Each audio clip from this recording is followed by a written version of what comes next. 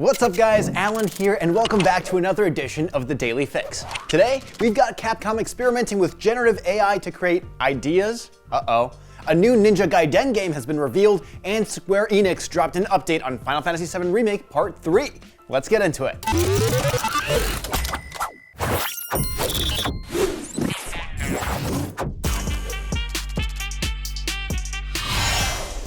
Artificial intelligence is all the rage these days, and video game companies are looking to leverage the power of AI to help bring down game development costs, especially in light of skyrocketing budgets for AAA games like Star Wars Outlaws and Call of Duty. Capcom has revealed the company is looking to use AI to create, quote, hundreds of thousands of ideas. Via an interview with Google Cloud Japan, Kazuki Abe, a Capcom technical director with credits on Monster Hunter World and Exoprimal, explained the company is looking to cut down on development time and by extension, development costs by implementing AI. He explained, quote, one of the most time-consuming and labor-intensive parts of game development is coming up with hundreds of thousands of unique ideas. Abe clarified that these ideas would be designs for things like objects in the game. For example, a television would need its own unique design, logos, and shape. Each idea typically goes through a proposal process that would go to the game's art director and artists. This amounts to possibly tens of thousands of proposals for all the objects in the game. Looking to streamline the process, Abe created a system using generative AI that could read game design documents and output ideas. Abe's prototype system uses Google Gemini Pro, Gemini Flash, and Imagen, and has apparently already received positive feedback from internal development teams. The goal is to, quote, reduce costs significantly, compared to doing all of this by hand, while maintaining and improving quality. So far, this sounds like Capcom is leaving gameplay, programming, character design, and other aspects of development in the hands of actual humans. But what do you think? Gamers have offered harsh criticism on the use of AI in games, but if this could speed up development time and reduce costs, should something like this be implemented industry-wide? Let us know in the comments. Switching gears, Microsoft held their first developer direct of 2025, and they started with the reveal of not one, but two Ninja Gaiden games.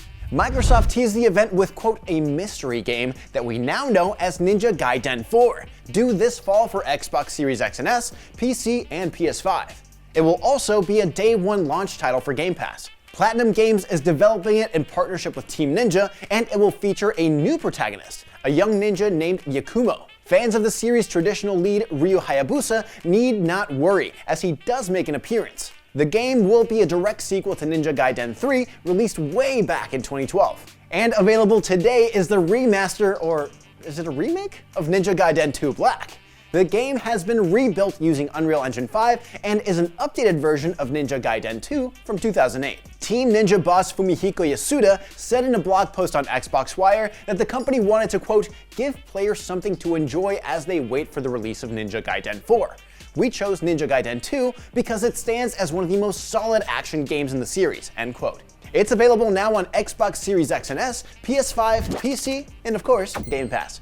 And finally, Square Enix has an update for the next chapter of the Final Fantasy VII Remake project. The game has a story. Via Famitsu, series producer Yoshinori Kitase and Final Fantasy VII Rebirth director Naoki Hamaguchi said development is progressing smoothly. Kitase said, quote, I'm very satisfied with the story, so I'm sure fans will be satisfied with the final chapter, end quote. Kitase also added that Rebirth creator-director Tetsuya Nomura, who also worked on the original way back in 1997, gave him homework to ensure the new game had respect for the original. Final Fantasy VII Remake Part 3 doesn't have an official title yet or a release date, but we do know that it won't be a PlayStation 6 exclusive.